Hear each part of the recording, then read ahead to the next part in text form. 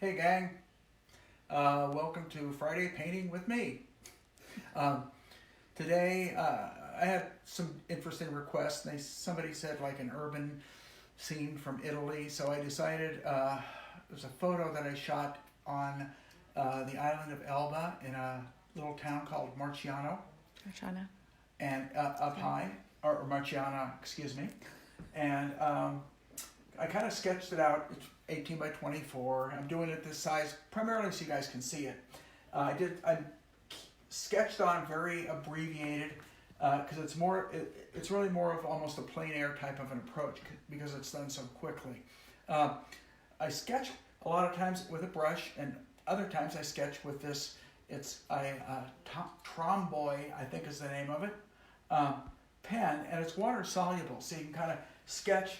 And if you don't like what you're doing, if you just take a little water, you can kind of wipe off areas. And so if I don't like an area, I'll just get rid of it. And oil doesn't seem to affect it at all, so it really works well. Okay, I've got a very simple palette. I have an extra color on here that I normally don't lay out, but I have a white, a yellow, yellow ochre, a cad red medium, alizarin crimson, a lot of ultramarine blue. This is actually a radiant blue by Gamblin. I just have it on there because I was working on something else.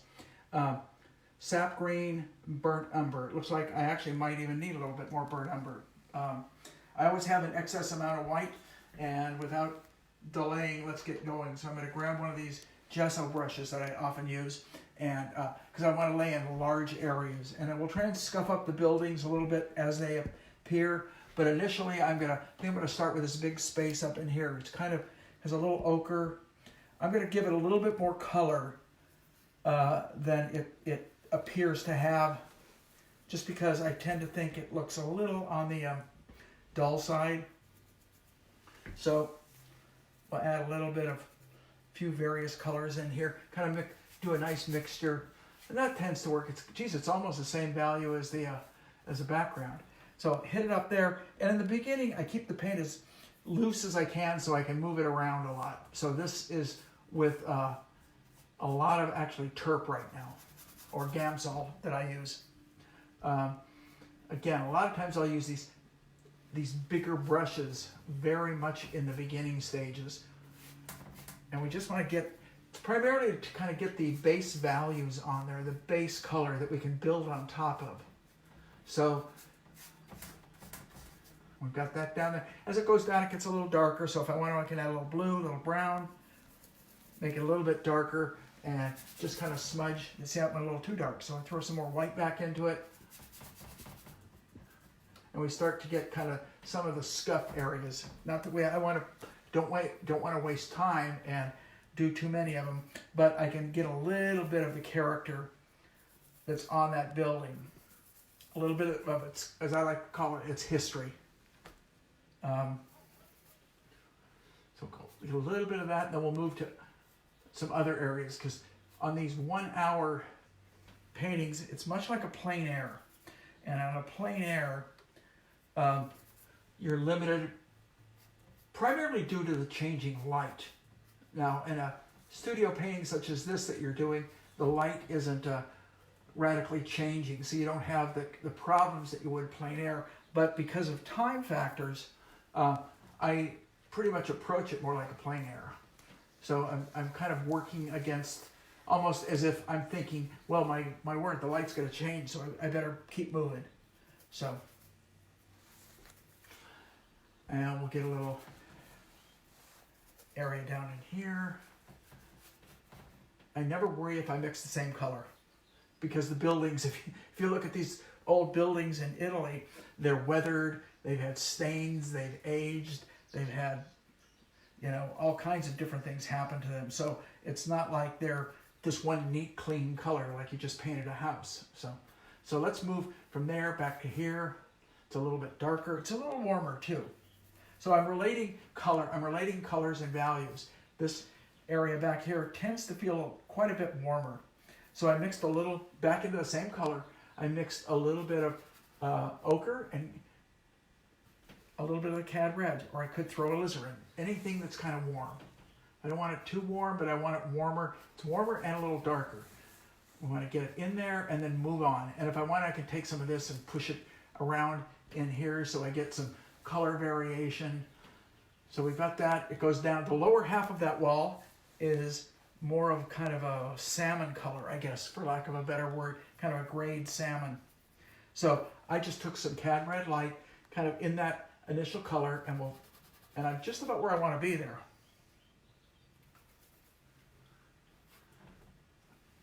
You're doing what I call in the beginning, you're guessing this thing out. You're doing guesstimates. It's like, what I mean by that is you're going, I think this is the right color. And then you put it down, and if it's not, you do a little bit of an adjustment. You keep moving. You can sit there. A mistake will often occur if you sit there and dwell on one area for too long. And that goes for almost any form of painting. So there we have kind of the upper and the lower part of that building. We're going to move to this area. This is the shadow side of this building. This is the light side, and there's a cast shadow on it. So I know I want to go lighter. A little bit more on the yellow side and a little lighter. So I'm adding some more white to that color. And a little bit of yellow, and we're going to go right there. So you can see how fast with this brush, big old brush. I mean, this is a gesso brush. I like them because they're kind of sloppy. You can use a big old filbert if you want, or something like this, like a number 12 filbert, or this is a 10 flat. I like the bigger and sloppier the better in the beginning. I'm always afraid if I start too neat, I'm just going to work and try and make each stage neater. And in doing so, make it too rigid. So now that side is a little scuffed up too. So we want to do a little bit of, I got these other colors mixed up. I'm kind of mixing them all into each other. Maybe a little bit more brown into it. A little bit more brown. Brown's warm, blue's cool. So they kind of counter each other. If you go too much blue, if it looks too warm, you throw some more blue into it. If it looks too cool, you throw a little bit more brown into it.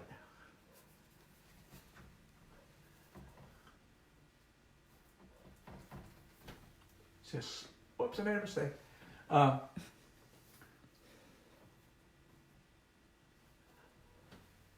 this stage, truthfully, unless your color or your value is really messed up, there's almost nothing that you could call a mistake. Let's put it that way. Because everything is a layer that you may come back on top of anyway. And I think that's probably an important factor to mention, is that just, you're going over it.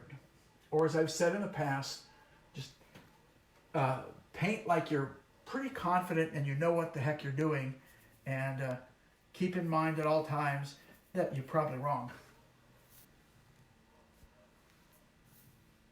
That's my mantra for the way that I paint. I approach it with a lot of gusto, and I always reassess what I've done. So I don't just leave it. A lot of that's going to depend upon time. On a studio painting, you have a tremendous amount of time. So, there's no one holding a clock over your head. So you can work on it until you feel it's right. The problem that generally occurs with that is people will always, or very often, I should say, not always, but very often, work on something, feel it's not right, work on it again, feel it's not right. Pretty soon they've just overworked the heck out of that thing. So the best advice I could give probably to anybody is to keep moving and then revisit those areas later to see if they're as good as you thought they might have been. This is a shadow. We don't want to spend a lot of time on it. There, we're there. Has a little bit of warmth. Got a little too much red in it, but I don't really care right now. That may add a little character to that shadow. There, that's pretty good. So we're going to keep moving in other areas of the building. We're going to go to the left of it, and there's a very narrow, shadowy area, which is very close to the color I just mixed. And it's the building back here. And you'll see that this brush does not lay down a neat, and I don't want it to be too neat right now, a very neat, clean edge. So there we go. That's the side of that building. Looks like it goes up here. And then the area that's facing us is more like kind of this yellowy color. So we're going to add a little brightness to it and warm it up a little bit. And then let's give it a shot here. There's a little cast shadow at the top of it too. I just noticed it. I didn't see it earlier, but I did just notice it. I'll get that in later. Don't have time right now. Keep moving. Keep your mind moving, keep your brush moving.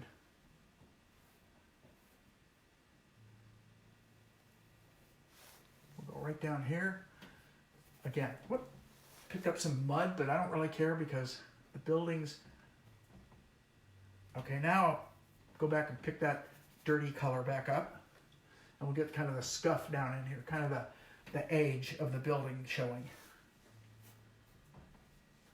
And I keep mixing everything out of the same puddle right now because they're all kind of interlocked and they're intermingled in terms of their colors. The only thing I can say is, I'm picking up another brush right now, is this goes all the way down. And I didn't have it there before. So I do want to get that correct. I'd rather overlap areas than I would leave areas alone. And so now we're going to move over to this building. And that building is darker and a little cooler.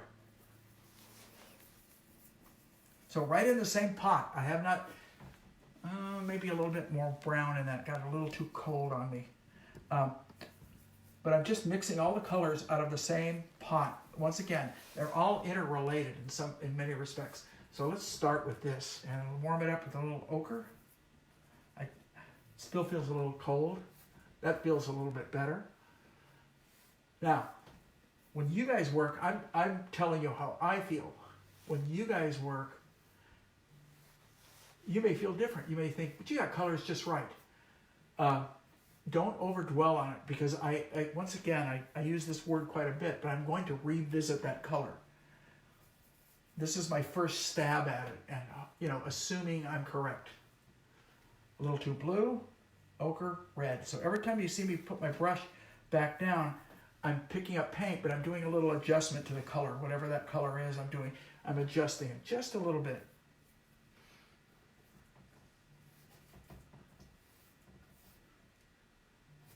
It's real dark down there. So we're going to take the brown and the blue together, mix it right into that color.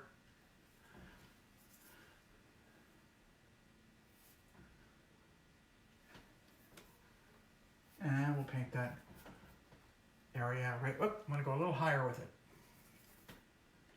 I kept it down a little too low. Not that it really matters, truthfully, but it really looks like it's more up in here.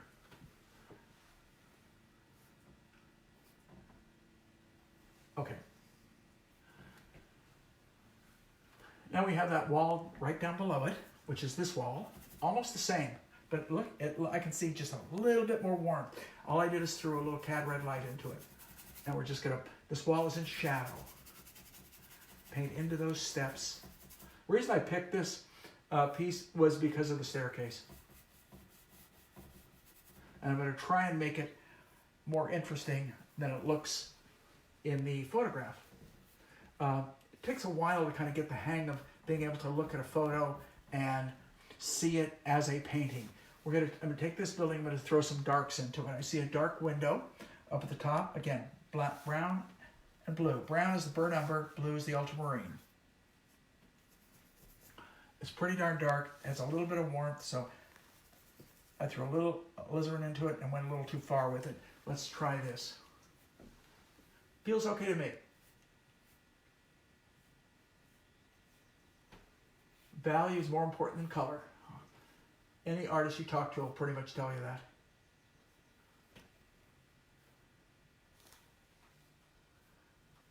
And down below,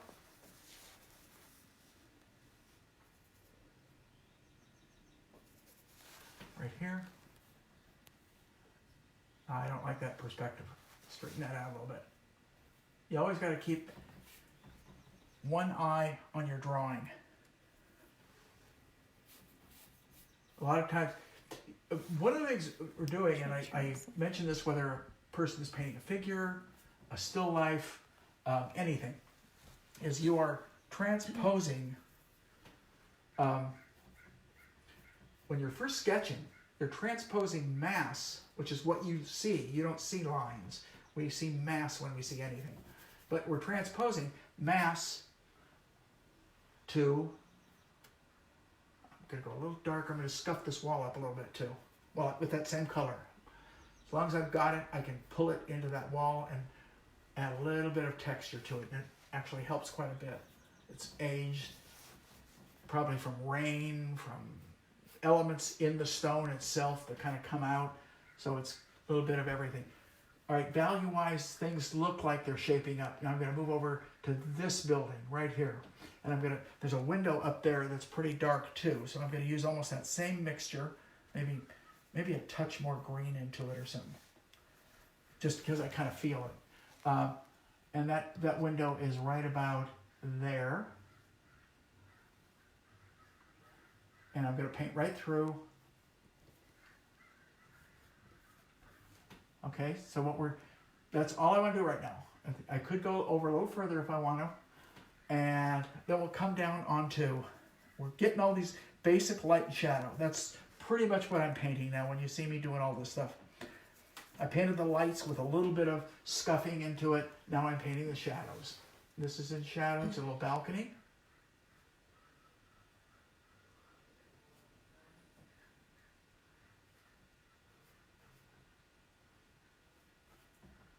And the edge of that building's pretty dark. It's almost the same value as that balcony. So rather than try and mix it up right now, I'm going to keep it exactly the same.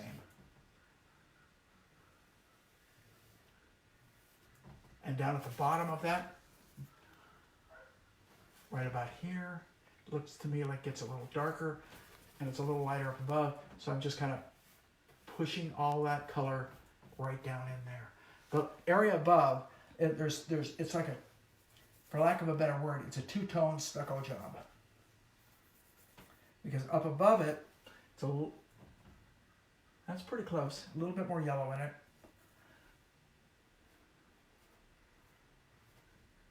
So you're just looking at light and shadow right now, not All I'm looking at is light and shadow. Simple light, simple shadow, and I'll build into that. And I'll build into it with as much time as I have. I could build into it for 2 days, or I could build into it for 2 hours. In this case, I'll build into it for probably about 40 minutes or so. So we're going to get that. I want to move to the right. These are little elements on the side of the building. I'm going to leave them alone right now. I'm going to move into this area right in here. Now this gets a little tricky. It's got a few little darks and a little dark. So I've taken that same color. I haven't taken it off my brush, and I'm just mixing it back into the paint, because as it moves to the inside, it looks like it might have been painted white at some point. And because of that, it's a little on the blue side. So I'm adding some blue, some white, and bringing some of that other mixture back into it. And I'm going to kind of test this. This is very close value. It feels a little too blue for me, so I'm going to add just a little bit more ochre to it. And I'm going to live with that, whether it's right or wrong. I added a little bit more ochre as it comes down. Pick up more of that blue. A little bit of warmth back on the inside. It's really got a lot of interesting subtle colors. And I'll tell you what, if you're painting on this for a long time, you can have a heck of a lot of fun just dealing with everything up in this area. It's entry. Very close to the value of the front of the building. Very, very close. And that's, whenever you get values that are that close, I can see quite a difference up in here. You can see a big change. That's not even strong enough. I thought I had it. Oops. Ended up getting too much red onto my paintbrush, so I got to mix some other colors back into it, but it's going to sit about there. Okay, a little darker. I can mix. To darken it, I don't want to add umber. Umber's too warm, so I'm either going to add a little blue or a little sap green. In this case, I added a little bit of blue. And we'll come down in here and very kind of smear that color into the other color. See, a lot of times you don't have to mix a new color. You just take the color that's on your brush, push it back into the color that's on your painting. When to do that is a matter of, boy, I always hate to throw this out. It's really a matter of experience. I hate to use that because it sounds kind of like it's a cop-out, but it is. You just have to do stuff a few times to get the feel of what works and what doesn't. God knows I went through a lot of times where I was wrong, and you learn from, basically if it's wrong, you learn, just don't do it again. You know, it's like a kid putting his hand in a flame. Do it once because it looks interesting, but don't do it again because it hurts. Ouch. Yeah. So that's just called experience. And all of you, that's just, there's a little thing I coined several years ago is brush mileage. And I know people that have worked with me in workshops before have heard that term a lot. I use it a lot. Brush mileage means pretty much the more you paint, the more you're going to learn. So you put those miles of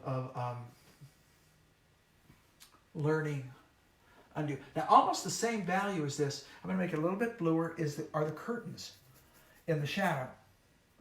So these are all these different elements we have to contend with. So we're going to go right here. And that feels okay to me. It doesn't feel right on the money, but it feels pretty good. So I can, let's put it this way, I can live with that. Okay? Let's keep going. We're gonna have to do this line work around there, but let's not do it right now. That's going to be more of the going in and doing what we call detail type stage. There is some stains, so I'm going to try and indicate some of those stains back in here. Still with the big brush.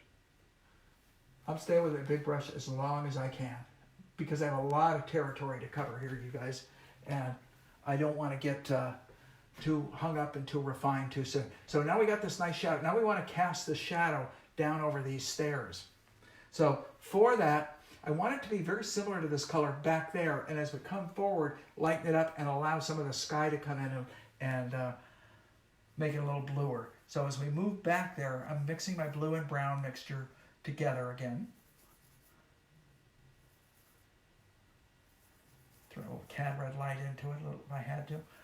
And it's pretty loose, so I should be able to really cover a lot of space. Yeah, it's by loose I mean there's a lot of terp on it.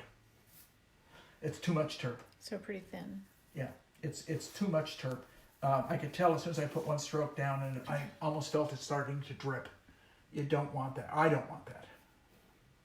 I mean, drips are kind of cool. People like them. And if that's your style, don't let me stop you. It's not mine. So if you find your paint getting too thick, you just have to add more pigment to it. I mean, too thin.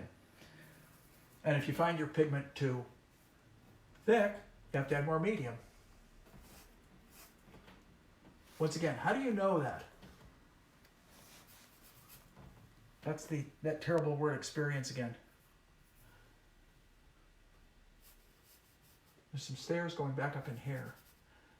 They're probably a little bit of a different color, but I'm painting them this way. They go that way, then this way, and then Too many stairs. we're going to go down, down, over.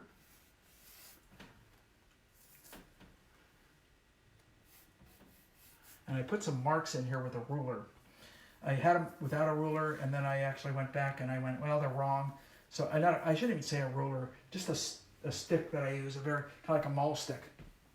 This, and I'll probably use it at the end. So what we're going to do is we're going to hit the edge of each one of those stairs, so I kind of see what the overlap is. One there, one there, one there, one there. It just helps me decide where those stairs are. And then we're going to move it across, and you might see that I made it a little bit bluer, but it's real thin. Hoping I'm going to be able to paint back into it okay. Sometimes you paint too thin and you got so much terp down there that you go to paint back into it and it's really difficult. So I'm just crossing my fingers that I'm okay here. And then we're going to cover these. And sometimes the thin paint is really kind of nice to let happen. It shows that spontaneity. It shows the artist's hand. So we've got kind of the feeling of that going on here. So we've got basically the shadow in there, the light and shadow shapes that I want. There are a few subtle shadow shapes on the buildings themselves. And what I'm going to do is I'm going to go back to my number 10 flat, and I'm going to try and do little augmentations of value change on the building to create some of those subtle cast shadows that we see. First one I see is right up here on this building. I made that a little too dark. So I just went back and added more. I have more of this color mixed up. Just went back and added a little bit of that into it. That feels better. It feels soft. There's some stuff going on in here. There's an interesting shadow right here, not strong enough. So you can see as soon as you put that first stroke down, I make that judgment pretty quick. Is that strong enough? No, it's not strong enough. So that feels better. It's going to come down here and come down in this area. And then we'll see what other shadows. I kind of take your eye, look over. I see a shadow it looks to me like it's being cast by almost this balcony, and it's about right here. It's a little darker than I want. Oh, there's another balcony back there. That's what it is. See, I'm discovering things. Letting my eye learn what's in my reference. If I'm there, it's easier to see. But the camera sometimes disguises some of that stuff and makes it a little bit more difficult. So thanks everybody for watching. We have good friends in Austria, Austria family, and all over the place actually. But Jennifer in Canada, Foster, was asking, when a wall has a lot of different colors, like where it's been patched with different bricks or stucco has fallen off, how do you show those changes and still make the wall a unified shape? I could answer that with one word, and I will. Value. Value, I was just going to say. Yeah, you keep the value correct. It's, in other words, if you want it to sit on the wall, don't make the value really contrasty. Let me give you another type of an example. So let's say you're going to paint a building that has lettering on it, and the lettering's pretty bold. Now, if you paint that lettering too bold, visually it will pop off that wall, and it won't look correct. So the thing you've got to do is very often paint that lettering lighter than it appears, so that it feels comfortable on the wall and sits on the wall and not off the wall. It's a touchy thing, I know, but it's the easiest way for me to state that. I'm going to paint a little bit of shadow detail in here while I've got this. There's a little bit of lighter area. And I'm using the nice big flat of this rosemary brush. It's one of these great rosemary ivory brushes that I happen to love. Okay, so we're going to leave that. There is a figure in there. I don't want him in there. And I can't have him move now. Now, if I was on location, he's going to stay there, take his picture, and he's going to move. So I wouldn't paint that until he's moved. But because I shot it, and he was there, and was rude enough to actually stand there while I shot the photo. What I do is I just remove them in the painting. So there's a little planter, it looks like it's back there. And then there's some leaves. So I can do this at almost any time. I'm just going to do it now for fun. Mix the little green into that kind of dark mixture. Don't want to call too much attention to it. So I'm going to mix it into the paint. Once again, I want it in front of that building, but I don't want it to pop out and become not fit into the composition. So that helps a little bit. We've got the shadow coming down that building. There's all kinds of interesting things going on. So I've got to kind of take my time and figure out what I can do. I can't do them all. I think the first thing I'm going to do is I'm going to add a little bit more interest into this building. It's probably a little too light. And I'm going to hit some of the darker areas. Kind of the darker scuffs, kind of drips. It looks like a lot of this is rain. When rain, it kind of will drip off a ledge like a window and stain down below. And that's what a lot of that is from when you see it. So a lot of times off of windows, and I've noticed it on boats. You can really see it on a boat. That's what beat up weathered boats are so much more fun to paint than a nice.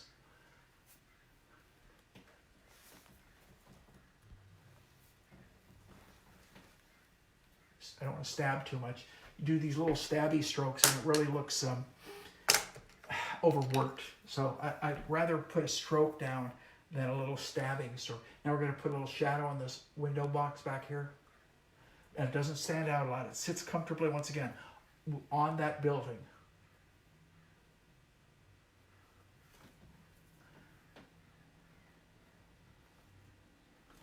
And I see a little bit of a shadow inside of it. Okay. Now, I'm going to go with my darker colors again. The darker blue, darker brown. And I've got a number 8 flat now, just so you guys are wondering. And I'm going to emphasize the darkness on this building one more time. And there's some busyness going on in there. Busyness meaning there's some smaller stuff, such as they look like telephone lines, electrical lines. A lot of these older places like this in Italy will have a lot of stuff on the outside, so you'll see a lot of interesting kind of detail that you can kind of put into it. And it's never, the thing that's nice from a painter's point of view is it's never architecturally 100% vertical or horizontal. So you can let it go a little bit one way or the other, and you probably aren't wrong. So we're going to put a little there. Now I like to carry, when I put stuff like that, I like to carry some of that into the shadow. So we put a little scuff into the shadow also. And it makes it, there's like a carryover that occurs. If I look on the corner, there's some wires. I'm going to try and do it with this brush, but chances are I'm going to need a smaller. So maybe I'll go with this little synthetic that I've got here. And what we're going to try and do is indicate a little bit of the busyness that's in here. And it looks to me to be about here.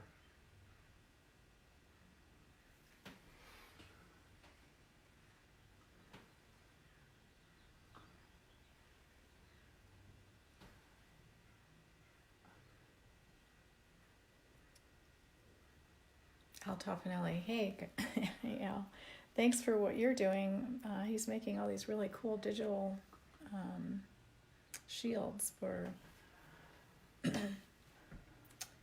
our first responders and hospital medical Face shields, I think. Yeah, they look really cool. There is some stuff right here, and the reason I want to get it in there, let me look at where it is. About here. Not that it has to be placed 100% correct. I'm going to rest this maul stick down, and we'll put it in like that a little bit. Now the reason I want that in there is because it is, and it looks to me like it's a lamp or something. I don't even know at this point. I'd have to really get in there and study it. And there's, yeah, it looks like a tiny light. Some other filigree stuff. And then it's casting a shadow that comes, and I'm going to use, this is where you can use your maul stick. Very often I'll just do this, I'll set it down, find the angle, it comes to this corner, and it comes from right there to this corner, so I can actually put it here, I'll let it come all the way to the corner, let another one, feather out,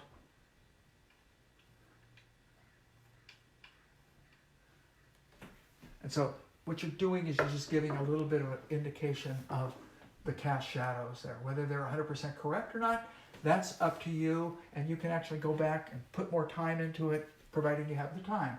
So we're going to do a little bit of, looks like there's a railing back here, and I'm very wet paint, so it's really, you got to keep the paint you're painting into it. My paint down there is so wet that I have to be very careful about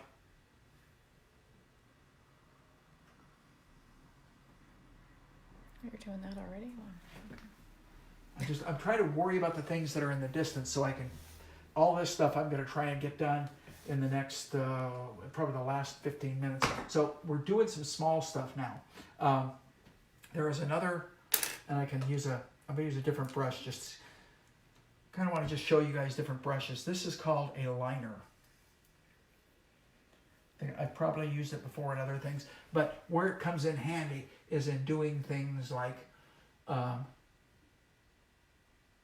this coming up, coming out, and the wire kind of extending down right there. And it looks to me like there's another something there. Probably boy, I can see a Cables or something. lot of little wires. While I'm doing this, I'm gonna add this in, by the way, just in case you guys are wondering when I'm gonna do it. I'm gonna do it right now, and I just put that in the yellow ochre, but we're gonna come right down there, and we're gonna keep going all the way down into the shadow. So we got some information on that building. This is a flower. See all the drips? That's because my paint was too thin. That's easy to fix. I can just take a clean brush and go. And if I go this way, I'm actually increasing the character of the stairs. So we're going to put that little, I want to put that little flower pot back in the shadow there. The light side of it is right here.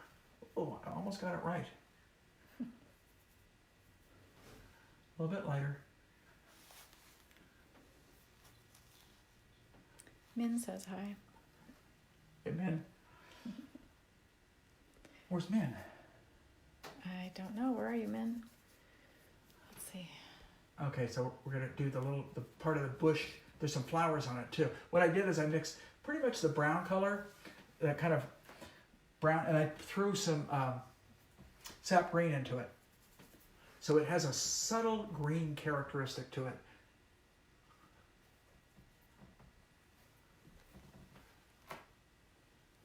And I see, it's weird, back in the shadows, I see another little pot right back in here. So I'm just gonna put a stroke there, leave it alone.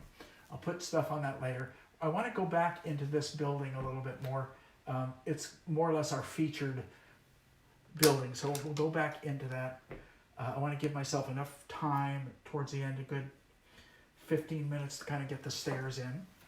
So we're going to go in and with my number 8, and we're going to put in, I can put it in freehand, but I'm lazy, so I'm using a ball stick. Sometimes I'll even use a piece of paper.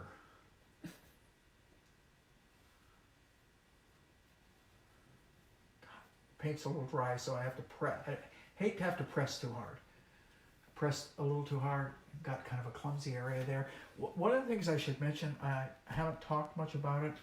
I know I talk about this in class a heck of a lot, mainly because I think it's overlooked. I don't think enough people discuss it, and that's brush pressure.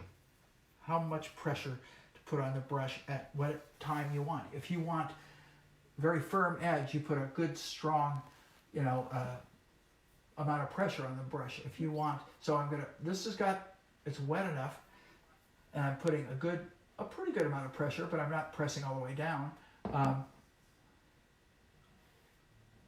I'm trying to keep, I'm using the small stick to help me with the perspective. On a small one, I don't use them. Small paintings, I very seldom use a maul stick.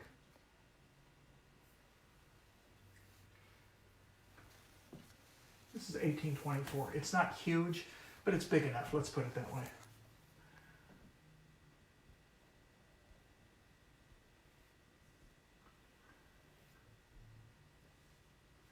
Okay, kind of have that. I want to pull this out a little bit more of that corner. Even if I have to just go back and punch it a little bit like that. Same with this edge. I'm going to punch this edge just a little bit with a little darker. That's why I'm saying, as you work, you're going to be readjusting constantly.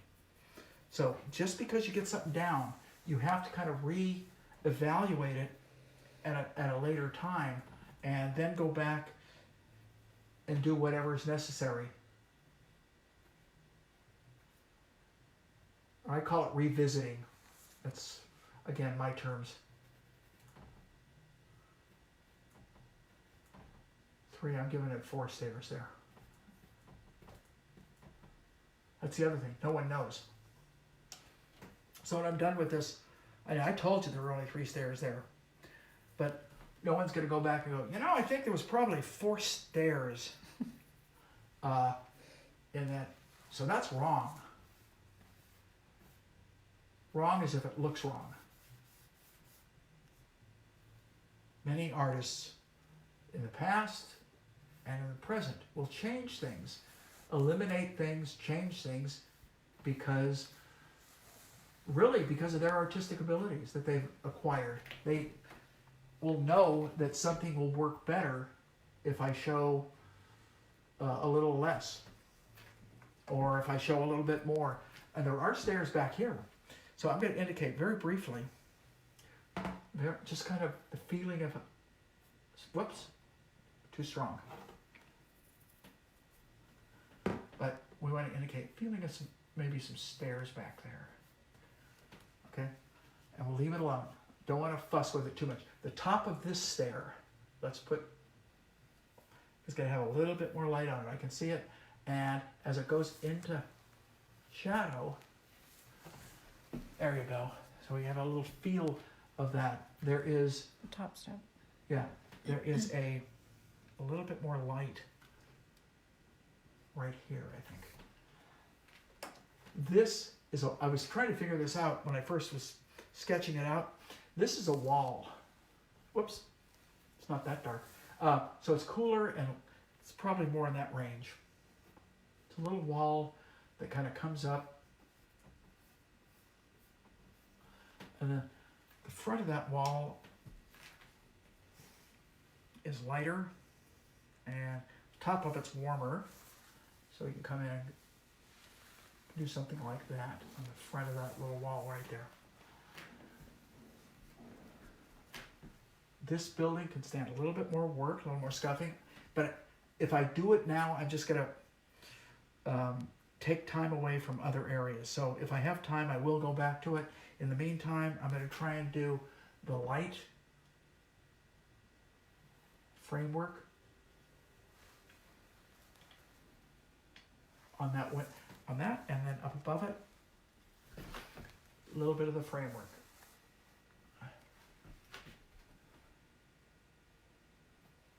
Okay. Well, I've got that color mixed in. I mixed a little bit more yellow into it because I can see, whoops, I keep picking up blue. What happens when you paint real fast? You start intermixing some of the color. I want to get a little bit more punch from the foreground wall, this wall, to that wall. So I'm going to add, I just noticed a lighter area right in there, and I'm just adding that in right now. And I'm adding in with a little bit of texture. I can do it up in here too. While I've got it, I can maybe bring a little bit of it down in here. So I move it around. Whether I see it exactly like that almost doesn't matter. It's what I need. And I need a lighter spot in there. And probably a little bit more clarity up where that shadow is. So we'll do that. There's a little piece of sky in there. There's a lot of little things we can kind of mess around and get them in here. I'm not sure why I put that line in there. Let's paint it out.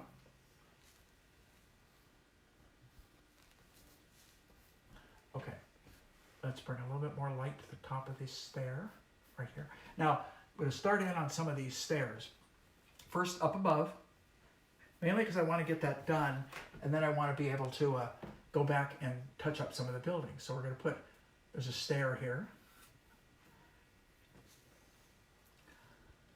I'm just going to do it freehand. These stairs are old, and I'm going to make them more rickety than they actually appear. I shouldn't say rickety because they're stone, but... Terry Reimer has a question. Yeah. When you put such a... Hi, Terry. When you put such a strong shadow shape, such as the one on the stairs, do you make any decisions to balance that shape by using similar values in other areas of your painting? Yeah, I've used it here, here, here, in those areas. So I've already kind of balanced it around in here. The answer is yeah. I haven't pushed this as dark as I can. I made an assessment when I did it. I was off. But that you absolutely do. That's a great question.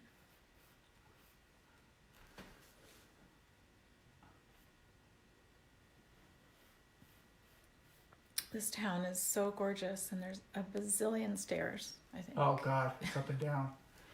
This is for those of you who joined after Craig started. This is in Marciana, on town on the island of Elba, just off the coast of Tuscany. That's absolutely gorgeous, and kind of would love to live there. Yeah, we thought about it. But there are a million stairs. This town, I know. Jennifer and I painted not too far from here that day. Jennifer? Just around Jennifer Foster. I know, I was with Beth Winfield was there with me. Mm-hmm. And we were painting down one of these little alleys.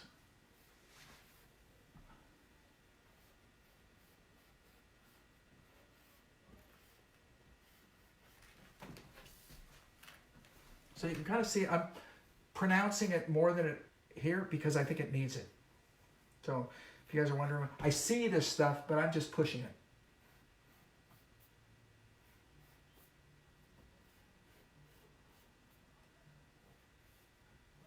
And if I'm wrong, I'll fix it. I hope. It basically, I haven't had the opportunity to get back as often as I normally would. Normally I'd be judging this from afar. I wouldn't be judging this right on top of it. But for time's sake, I can't keep backing up or I'll lose too much time.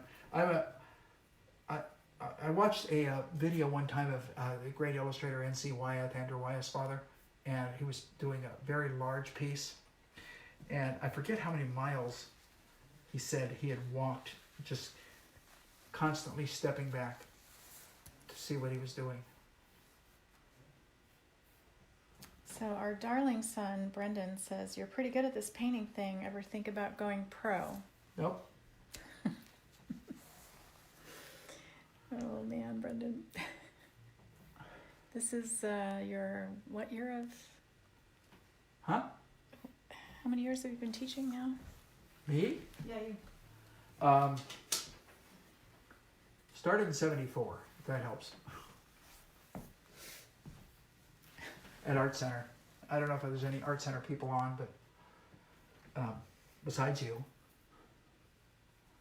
But yeah, I started teaching in Art Center in 74, mainly like a clothed figure painting class and a figure sketching class. So it was all figurative. And then moved to the academy in the right around 89, 90. 90. Yeah. Jennifer was saying that it was on Elba that she watched you paint with your back to the subject. Remember when you painted the boat? Oh yeah. To avoid the sun. I don't know. Yeah. I don't know how you did that. And then Brian Blood would just hassled me the whole time. That's only he can do. And Brian, if you're listening, We love you. Steve Gray said he took your classes from 77 to 80. Wow. 77 to 80. I started in 74, Steve, so let's see, what is that? You were there, I was almost a professional teacher at that point. Was that still the building on No, downtown? no. Oh, that was in Pasadena. Yeah. Steve, you must have been one of the first groups from the Pasadena.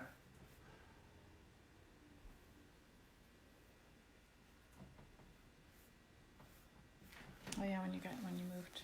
Yeah, as we Campus. move. I'm going to try and bring a little bit more life. The fronts of these stairs tend to be cooler. And I'm looking back at it. I know I've got to get them in there quick. Yeah. I knew I was going to go over on this one just because it's a little bit more complicated. Next, by the way, next week I'm looking at either doing a figure in an environment or a landscape. So if anybody has suggestions, I'm more than happy to take them. I've got some images of both. When we know the weather is going to get better, we're going to actually go outside and do one of these, more of a plein air type painting. But I want to make sure that we're going to have decent weather, and the way the weather's been lately, It's beautiful. it's gorgeous today, but we didn't know that. Originally, it wasn't supposed to be. Pat Lurie said took your classes from 82 to 85 in Pasadena. So he was there when you were there. Yeah. Hi, Auntie Lee. Lily's watching. I should be saying hi to everybody. There's so many people. We have Manuela and Iris and Carl from Austria, and Jamie Morris, Betsy, Callum, Steve Gray, Stacy Street from Chicago. Who's from Chicago? Stacy Street. Oh, hi, Stacy. Bill Mucky. Stacy's been doing some really nice Chicago paintings, by the way. David Casson, fabulous painter. Hey, David, we got to get you out to San Francisco and do a demo. As soon as this is over, okay? Hey, Rob McManus. Bob's on? Yeah. God, we haven't seen him in 100 years. Well, it's been a while. Carolyn Rogers, Marcia, and Heidi. Hey, you guys. Jim Salvati. Oh my God. Art Center people. Yeah. Polly said that the visual and sound is better today, so. Oh, well, we also have this. Last week we had it streaming at the same time on YouTube, and it just didn't work. So the couple of our wonderful friends from the Academy of Art are helping us put this in different things, different formats. So I want to get these stairs in so I can put some light on them. You guys got to push me to speed it up, man. I'm falling behind here. That's because I'm using a little brush. God darn it. I just caught it. I'm using the number 8. It's just too small for this. Let's see.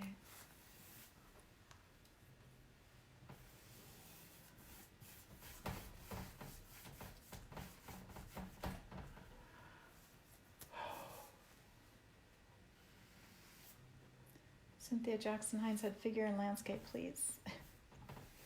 Figure in landscape? It's a request, yeah.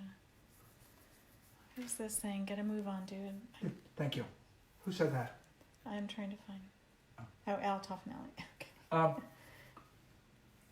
Cynthia, did you say figure and in landscape?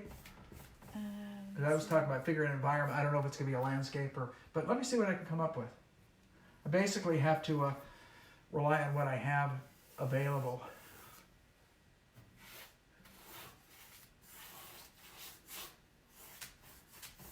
Is it Eddie Shu? Said, hi Craig, your class and book led me to the quick plein air artwork I do today, urban sketching. So glad to watch you paint again. Cool. Good to hear this stuff, you guys. I'm just glad that everybody's still doing art. Okay, I'm way behind and What? way behind in saying hi to everybody. Okay.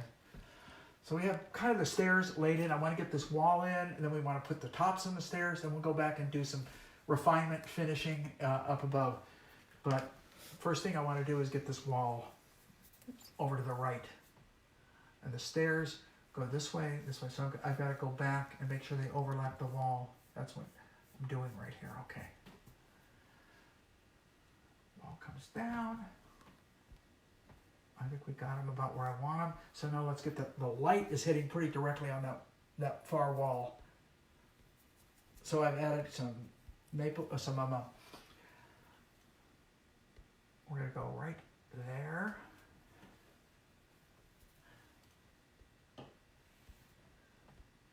There, and I'm gonna try and get the stairs, and I could be wrong even in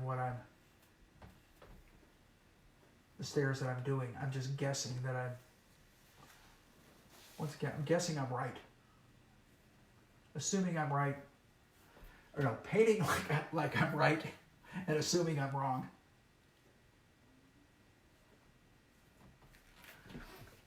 Okay, now let's do the top of that wall.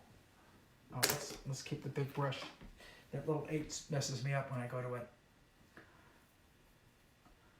Top of the wall. It's brick. It's kind of scuffed. It's used. It's kind of. That's close, but not. Whoa! So this might go over. It's gonna go over. Bit. Yeah.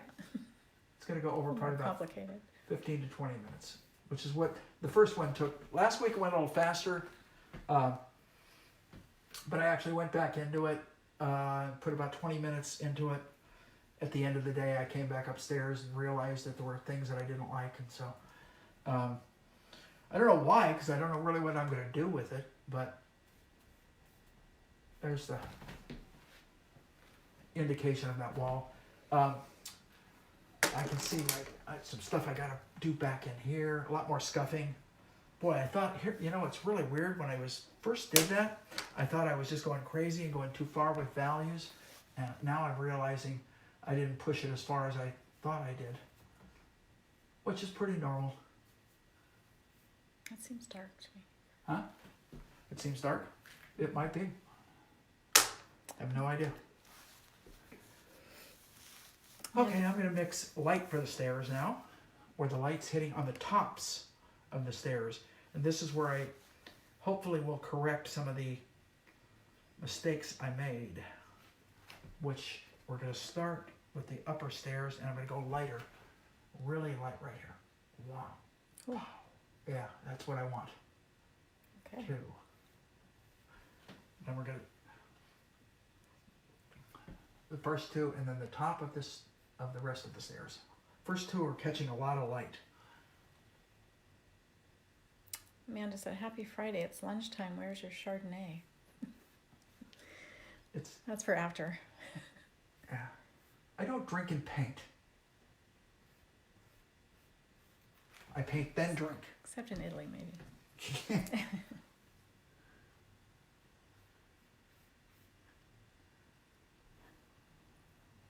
Okay, we're putting light on the tops of the stairs.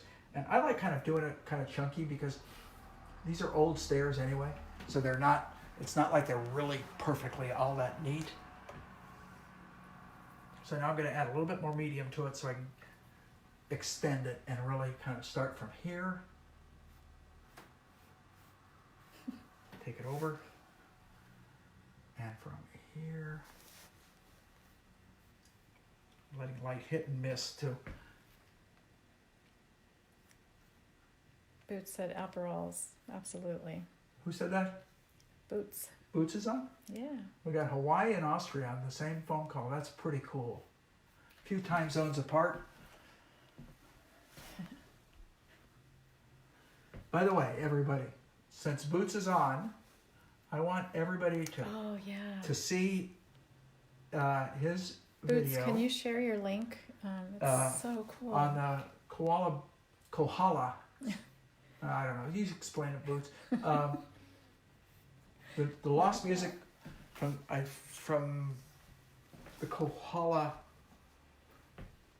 Kaloa. My Hawaiian isn't up to par. In any event, everybody should take a look at that.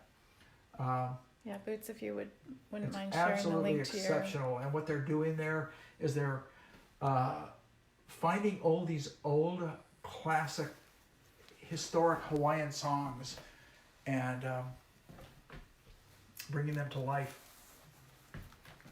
Boots is their lead vocalist. And the documentary is beautiful, so. Yeah, it's a wonderful documentary on it. And I think they have a GoFundMe page, which we contributed to, happily. Mina said you've never made mistakes. I don't? Bull. Oh, yeah? You just correct them. You make mistakes. But I then make you mistakes correct them. constantly. I've made many of them in this, just haven't told you guys about it. Some of you are probably at home now going, why'd you do that? That's a mistake. What is he doing? Because I see some right now. As the stairs go down, we're seeing more of the top of each step. So it's getting wider and a little bit. So what I'm doing is I'm putting more paint down. So at this point, we're able to see more of the surface of this. Yeah. These steps actually aren't this messed up as I'm painting them. But character-wise, artistically, it looks kind of neat when you credit up. Now, just to show you, I'm not going to do it to every step, but just so you guys know, you can go back into these steps and give it more character simply by chiseling away a little bit here and there. And even if the color's off, once again, these steps are not that uniform in color. I can see in some areas there's some darker spots in other areas, and that's where you kind of have fun with it. More towards the end, and as it goes to the right, I can see it get a little darker too. Every now and there, right there, right there, there, and it just adds something. You can go in and add a little bit of pull. I don't want to do too much of it. I would, if I knew I had the time, I would probably play with this for about another 30 minutes, I would guess, and find little areas that I can make more interesting. Just to add more character. Yeah, it just adds, it for lack of a better word, it gives them history. It gives them The aged feeling. very aged, beat up, chewed up. So hopefully you get the idea there. I'm going to go back into the buildings and do a little work on those. First thing, let's start on the very right. Let's work from right to left. I'm going to start on this, and I'm going to go into the lights on the curtains, which are right here, here. And if I mess up the dark, no problem, because it's going to have light on it too. So we have a little light back there on the curtains, and I'll try and match this color. I think I'm close. Nope, a little darker. And we'll go in right here.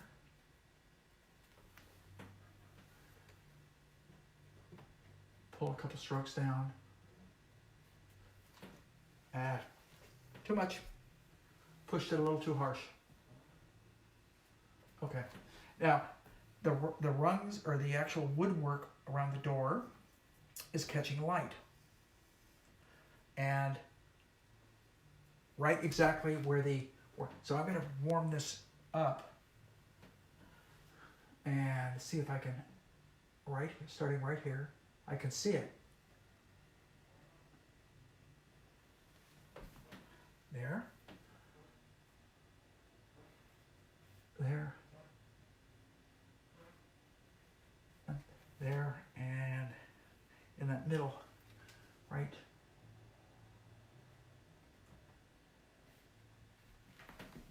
So we have a little light hitting there now. It helps. There's a little detail in here. I just don't have time to throw it in.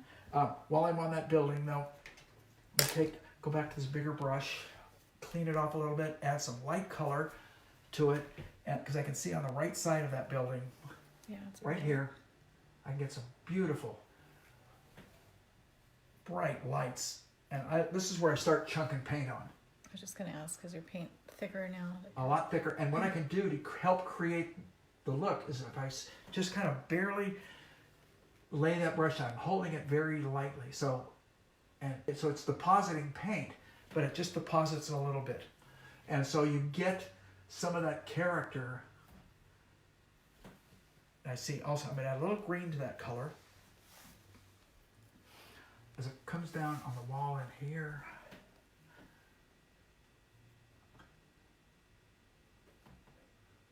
And same with this wall.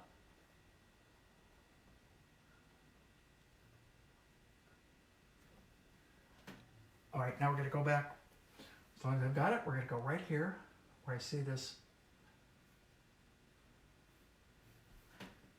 Get a little bit more yellow into it. I'm working with this is number 12 flat. And I'm just adding what I see. I'm not inventing.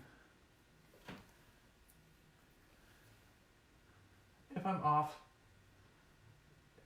I'm not trying to, every building's going to be beat up.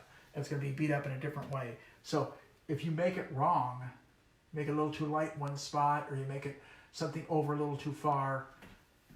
See, now that adds, this building now, just so, in my opinion, is starting to come to life, where before it wasn't.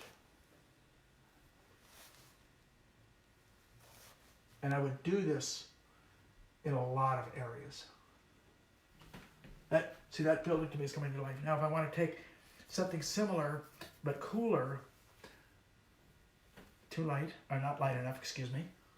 I see cooler back in here, so I can kind of, again, that is not receiving direct.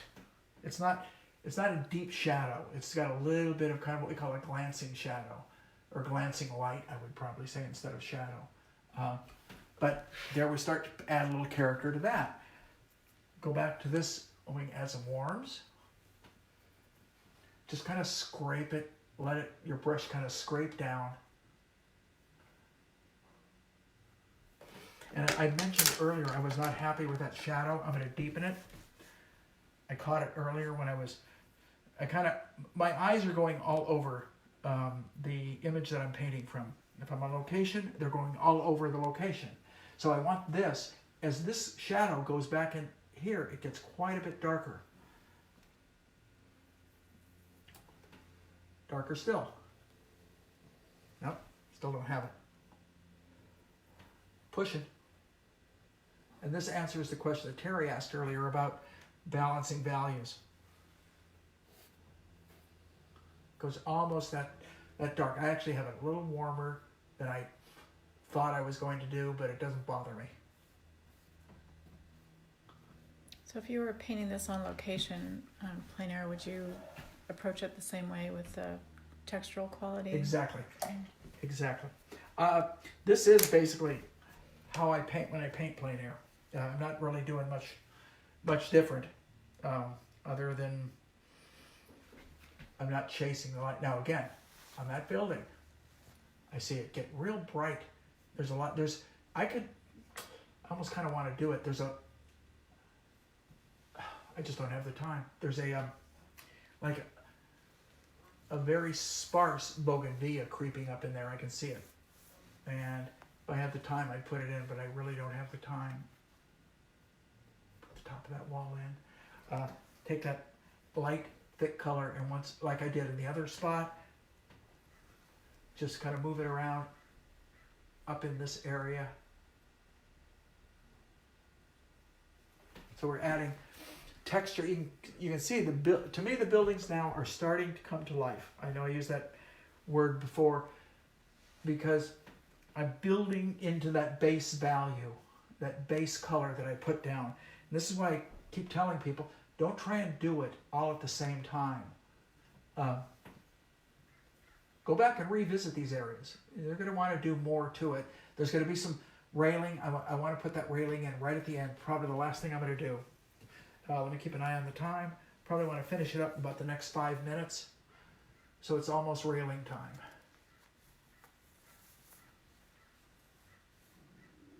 And again, next week I think I'm going to look for probably a figure in some sort of environment. If I can find a really good one outdoor. Maybe what I'll do is I'll do an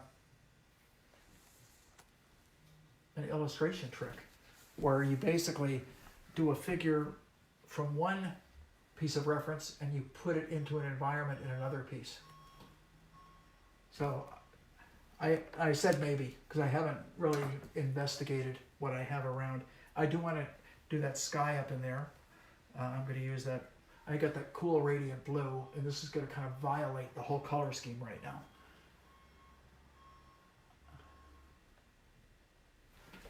But I like that little piece of sky. It kind of tells the viewer that there's an end to that building, so to speak. Oops, I didn't want to go that red. But I never worry. See, I like these different color mix. Every time I mix color, I'm getting a little bit of a different quality.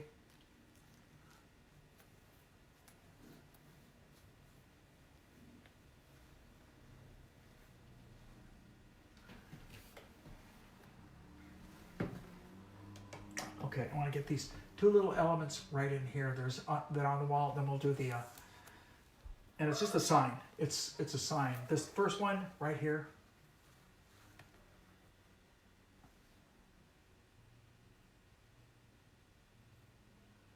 And the address. Mina wants to know what color did you use for the sky when you painted that in? Oh, I actually had a Gamblin Radiant Blue out on my palette because I was working on some other things, and rather than just scrape it off, I figured I'd just save it. So I actually used that in white with whatever mixture I already had on the brush. I'm constantly working with dirty paint, by the way. Just dirty paint meaning I'm not sitting down and cleaning unless I have to go really light or extremely colorful. I'm not cleaning the brush. And what that does is it allows a lot of your colors to intermix, and truthfully it harmonizes stuff.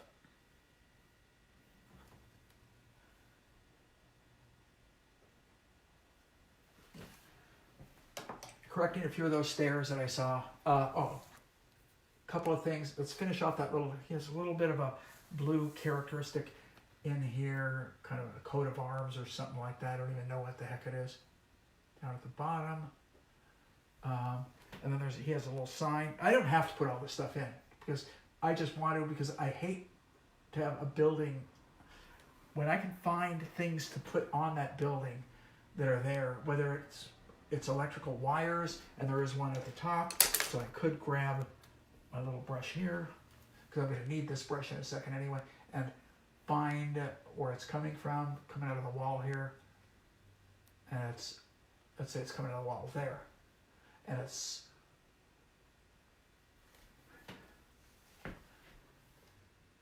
is the problem, you're not tall enough, you guys. Okay. Ooh. That's with the liner. And I can see other little spots. There's a couple on this wall. There's something peeking out here, casting a shadow. There's a wire that comes up this wall. And over.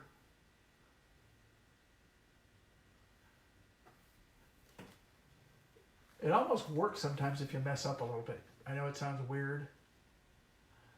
Got a little busyness, a little scroll back in here. There's a little, I want to get that, I'll take the last few minutes and get that. But there's a little, oh, see that popped off the wall too much.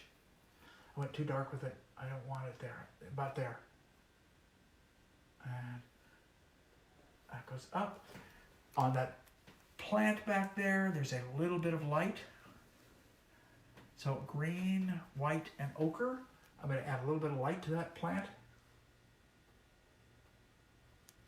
There's some flowering plants back Yeah, there. and there's a little flower on there.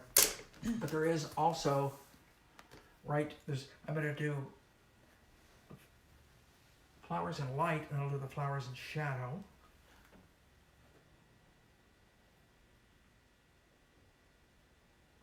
And then as they go into shadow, more alizarin, a little bit dirtier color, and they go back in here. And then deep in shadow, we have flowers strong, darker still. Still darker. Too bright. They're popping out too much. That's better.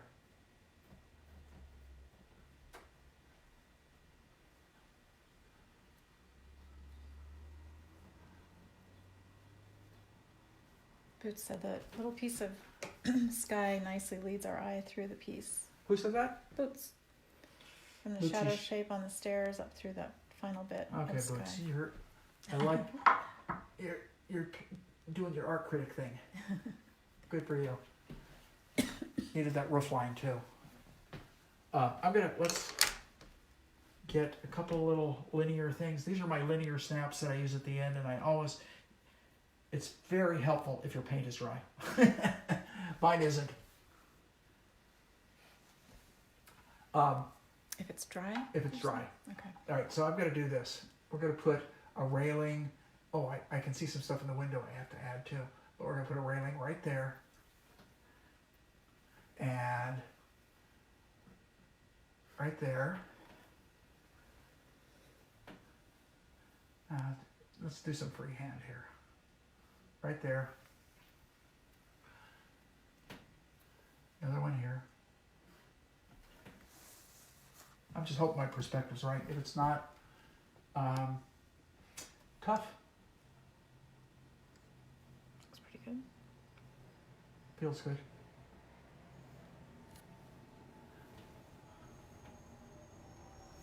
I always hate to have a painting where everything works and the perspective just is way off. It just ruins to me. It ruins the whole darn painting. So I'm a nut when it comes to correcting perspective. Sometimes I do that.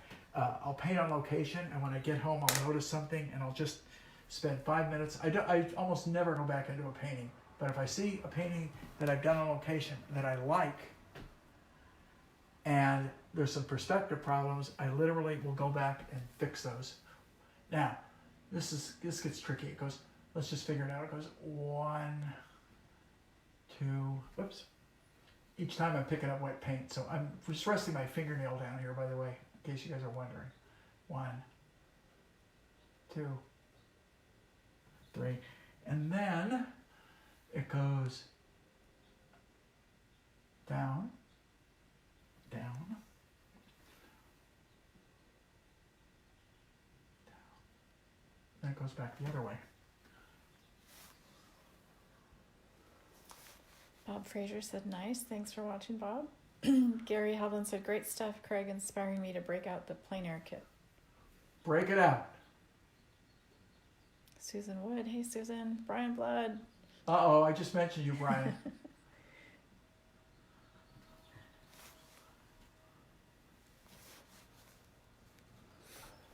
Okay, I'm going to put a little bit of work on that window right there.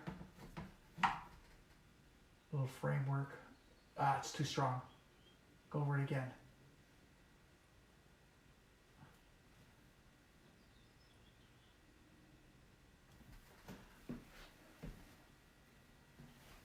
I got most everything in here I want. There's some things I'm not real thrilled about, but hell, that's life. So I see a lot of little busyness I can throw in here if I want to. Brian, this is up in Marchana where we all painted together. Was he with us? Yeah. I'll be damned. Brian and Lori. Famous Brian Blood and famous Lori Kersey. Amazing, amazing painters. Artists. They're pretty good. friends. Bob Fraser said he's never seen you do a complete painting with a palette knife. You may never. I use them, but I don't use them exclusively. I will do when we get into, I already mentioned one time I'll do a very thick painting, and I kind of have a piece picked out for that, in which case I will use a lot of knife. I'm not sure when I'll get to that, because I'm going to do a figure and environment next week. I'm trying to hold them down to an hour. Unfortunately, this one went about an hour and 20. So I'm pretty much done, you guys. Things I've shown you, I would continue to do, like building up a bunch of these textures, looking for other pieces of information that I can begin to add to the piece. Double check perspective when I get back from it. Make sure everything feels like it's relatively correct. I don't like the thickness of that one stair for some reason, so I'm going to lighten it up a little bit in there. Something bothers me. That helped. Helped a little. Okay. Like I said, I've mentioned many times, I could go on this piece for quite some time, and if I were doing more of a studio type finish painting, I might do that. But this is more or less like a quick indication that I might do on location. And I was just trying to kind of give you guys a basic approach. Quickly done, 18 by 24. There's things I don't like. Look at this. Boy, that's terrible. Just smear it around. You finger paint a little bit here. But the overall value structure to me looks like it's working. Obviously, it could stand some refinement here and there, but you know, in some respects, it's one of the things about working on location that I like is there's a certain amount of integrity that happens with just putting down a stroke and leaving it, and that's a heck of a lot of strokes and a lot of leaving. But I just saw another area I don't like, so I keep going in this. I think it's almost lunchtime, cocktail time, depending on where you are. Not you, Boots, not Hawaii. Okay. Too early there. It's early. It's probably, he just woke up, I'm sure. So. Did you want to mention the Venice painting that's on? Oh yeah, so far I've got, Pat Leary has got the top bid on this Venice painting that we're trying to raise money for Sarisa, a school that we partner with at times, and I've gone over there several times and taught, as have several other instructors. And they're in Florence, Italy, and they've had to really cancel all spring and summer classes, and they don't have Zoom and online. It's not that kind of a school. So we're trying to raise money for them, and that's that first painting I did, which was a Venice painting, we're auctioning off, and I think it ends tonight at 9. So if any of you guys are interested, bid. Take a look. Okay, 100% goes to them. I'm not taking anything. I'm trying to help them raise money. Okay.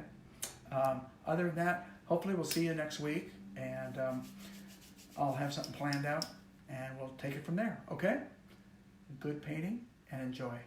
Thanks a lot. Thanks for watching. Stay healthy, everybody. Love you too, Bob Fraser. Yeah, please stay healthy, everybody. Stay safe.